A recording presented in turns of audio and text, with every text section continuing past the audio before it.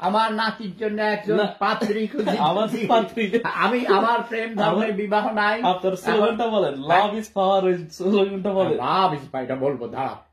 এর মধ্যে তোমার তরুণীরা আমার কিছুক্ষণ পরে টেলিফোন করবে।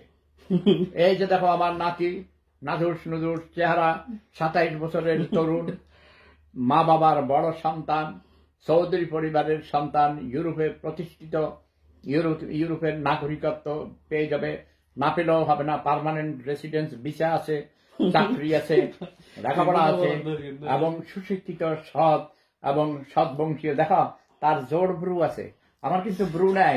আমি ক্যান্সারের রোগী, আমার ব্রু নাই। ক্যান্সারের রোগীদের ব্রু থাকে না, যদিও আমি সুস্থতা দান করুক।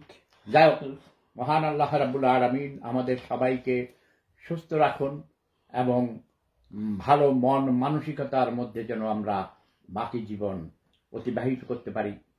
অন্যের উপকার করতে না পারলেও যেন কারো ক্ষতি না করি, সেই জন্য দোয়া করবেন। আর হাসান চৌধুরীর জন্য সবাই দোয়া করবেন।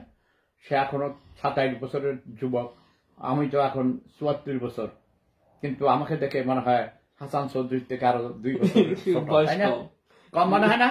কম মনে হয়। না না, শেভ করলে বোঝা যেত না, তুমি যতই কাও সাদা হয়ে গেছে না। আর মন তো বুড়ো হয় নাই, মনের বয়স 18 বছর। 18 বছর বয়স যার, যুদ্ধে যাওয়ার সময় তার।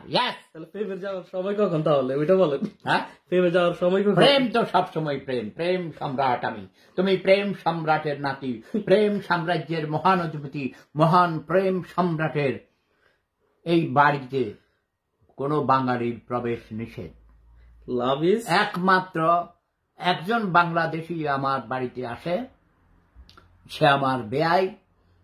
আর এই দ্বিতীয় বাংলাদেশি বাঙালি আজ আমার বাড়িতে ঢুকেছে, এই বাড়িতে 6 বছর পর। তার মানে তাকে আমি অনেক ভালোবাসি।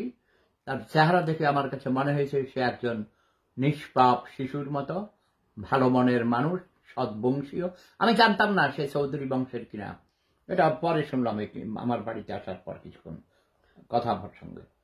তো সবাই আমাদের জন্য দোয়া করবেন, ভালোবাসবেন। সবাইকে আগে নিজেকে ভালোবাসুন, তারপর অন্যকে ভালোবাসুন। নিজেকে ভালো যারা না বাসে তারা অন্যকে ভালোবাসতে পারে না, ঠিক কিনা? অবশ্যই। Love is power.